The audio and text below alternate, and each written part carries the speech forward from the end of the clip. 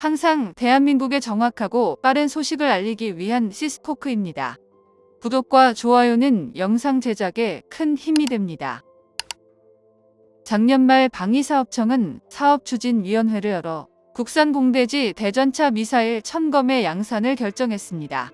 아직 정확한 양산 수량은 공개되지 않았지만 2024년부터 2031년까지 약 7년간 7,248억 원을 투입할 예정임을 감안하면 상당한 수량이 기대되는데요.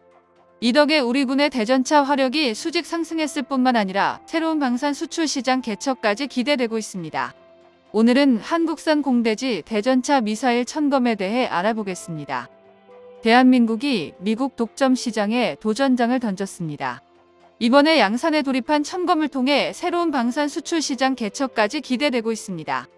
일례로 1000검은 국산 미사일로는 최초로 이집트의 대전차 유도 미사일 도입 사업에서 1차 기술 평가를 통과하며 수출 가시권에 돌입했는데요. 이제부터 전 세계의 대전차 미사일과 경쟁을 벌이며 본격적인 수주전에 돌입할 예정입니다.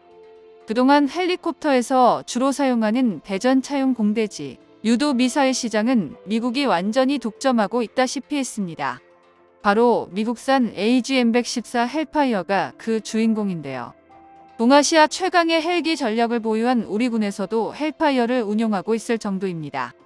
헬파이어는 1984년 첫 배치를 시작한 후 전무후무한 실전 경험을 쌓았고 그 과정에서 압도적으로 우수한 성능을 입증했습니다. 오죽하면 헬파이어가 회전익기에서 주로 사용하는 공대지 미사일에서는 후보가 없을 정도인데요. 그런데 이처럼 모두가 포기했던 분야에 대한민국이 도전장을 내민 겁니다. 게다가 성능마저 1000검이 헬파이어를 넘어섰다는 평가가 들려오고 있는데요. 방위사업청에서 의결한 정식 안건은 소형 무장헬기 LAH 공대지 유도탄 최초 양산 계획입니다. 이번에 의결된 소형 무장헬기 유탄 사업은 LAH 소형 헬기에서 운영할 1000검 대전차 미사일을 본격 생산하는 후속 사업으로 내년부터 시작해 2030년까지 사업비 7천억 원 정도를 배정하기로 결정했는데요. 2015년부터 한국형 헬파이어 대전차 미사일을 확보한다는 계획으로 시작된 1000검 미사일 개발 사업은 5천억 원의 사업비가 투입되었으며 작년에 최종 전투적합 판정을 받고 개발에 성공한 상황입니다. 우선 AGM-114 헬파이어 미사일에 대해 알아보자면 개발 목적 자체는 오직 헬리콥터 전용으로 운영하기 위한 무장이 바로 공대지 대전차 미사일인데요. 그런데 헬파이어의 성능이 워낙 출중하다 보니 현대에 와서는 비교적 저속인 무인기부터 보병이 운반 가능한 지대지 버전과 연안 전투함에 운용되는 함대함 함대지 버전까지 전투기 무장 중 고중량 미사일을 탑재할 수 없는 온갖 곳에서 운용되고 있습니다. 비교적 가벼운 무게이면서도 3세대 주력 전차에 정면 장갑을 관통할 정도로 막강한 화력 덕분인데요. 실제로 헬파이어는 모델에 따라 다르지만 평균 1.6m 내외의 길이이며 구경은 178mm입니다. 발사 중량 역시 50kg이며 중량 자체가 낮은 만큼 탄두도 9kg 안팎에 불과한데요. 하지만 중량이 작다고 화력까지 약한 것은 아닙니다. 실전 배치를 시작한 지 벌써 40년이 된 미사일이다 보니 헬파이어는 다양한 개량형이 등장했고 이에 따라 다양한 탄두가 존재하는데요. 게다가 위력 역시 1200mm 장갑까지 관통할 수 있다는 분석이 있습니다. 이론상으로는 현존하는 모든 3.5세대 전차의 전면 장갑을 관통할 수 있는 수준인데요. 게다가 헬파이어가 대부분 헬기에서 운용된다는 것도 감안해야 합니다. 이쯤이면 고성능 APS를 탑재하거나 상부 장갑을 1200mm 이상으로 바른 게 아니라면 헬파이어에서 살아남을 수 있는 전차는 사실상 전무하다고 봐야 하는데요. 이뿐만이 아닙니다. 헬파이어는 사거리가 8km에 달하지만 대부분의 모델이 반능동 레이저 유도 방식을 사용하는 터라 목표물을 타격할 때까지 레이저를 조사하고 있어야 한다는 단점이 있는데요. 최신형의 헬파이어 모델의 경우 헬기의 레이더와 연동된 밀리미터파 유도 방식을 이용하기 때문에 파이어엔 포겟 능력을 갖추고 있으며 사거리 역시 기존 8km에서 10km로 연장되었습니다. 작전 상황 발생 시 10km 밖에서 전차를 향해 헬파이어를 발사하고 숨어버리면 그만이라는 뜻입니다. 적의 기갑부대가 대공체계를 완벽히 구축해 놓지 않은 이상 이를 막아내는 건 불가능한데요. 그러나 이젠 상황이 완전히 달라졌습니다. 헬파이어를 능가하는 한국산 공대지 대전차 미사일이 탄생했기 때문인데요. 대한민국의 국산 미사일 천검은 전장 1.7m, 150mm 구경으로 헬파이어보다 훨씬 소형화되었습니다. 이 덕에 천검은 헬파이어보다 더 많은 양을 탑재할 수 있을 것으로 예상하고 있습니다.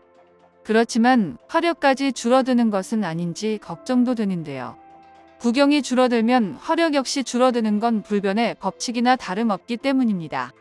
하지만 이것 또한 해결했는데요. 고품질 포탄으로 소문난 풍산에서 개발한 폭발 반응 장갑, 격파용 텐덤 탄두를 적용했고 이 덕에 구경이 20mm나 줄어들었음에도 헬파이어와 동급인 1000mm에서 1200mm 균질 아비안 장갑 관통이 가능해졌습니다. 그나마 단점이라고 할 만한 건 8km 헬파이어 미사일보다 약간 짧은 사거리지만 이조차 역시 두 가지 독보적인 장점을 생각하면 충분히 납득 가능한 수준입니다. 우선 첫 번째로 천검의 가장 큰 특징은 미사일과 발사 플랫폼이 광섬유 케이블로 연결되어 있다는 것입니다. 이른바 유선 유도 방식인데요. 이 덕에 천검은 플랫폼과 실시간으로 데이터 링크를 구축해 발사 후에도 비행 경로나 목표물 정보를 조정할 수 있습니다. 이로 인해 헬파이어와 비교할 수 없는 고정밀 유도가 가능한데요. 그렇지만 이렇게만 말씀드리면 미사일이 목표물을 타격할 때까지 계속 조종하고 있어야 하는 것 아니냐라는 의문이 생기실 수도 있습니다. 천검의 유선 유도 방식의 가장 큰 특징은 비가시선 공격이 가능하다는 데 있습니다. 천검은 헬파이어와 달리 자체에 이중 모드 탐색기를 탑재했기 때문에 일단 발사만 하면 혼자 알아서 목표물을 찾아갑니다. 헬파이어가 헬기에 레이더와 연동하고서야 가능했던 파이어엔 포겟 발사 방식을 스스로 구사하는 건데요. 여기에 앞서 말한 유선 유도 방식을 적용하면 한 단계 더 발전한 파이어엔 업데이트 추적까지 가능합니다. 이는 미사일이 비행 중 목표물을 바꿀 수 있다는 뜻인데요. 북한의 전차를 향해 날아가던 미사일이 아군 헬기에 대한 위협을 포착하고 대공포로 목표물을 바꾸는 게 가능하다는 겁니다. 직접 조정부터 발사 전 라곤 및 발사 후 라곤, 비가시선 운용까지 모든 게 가능한 건 전 세계에서 천검이 유일한데요.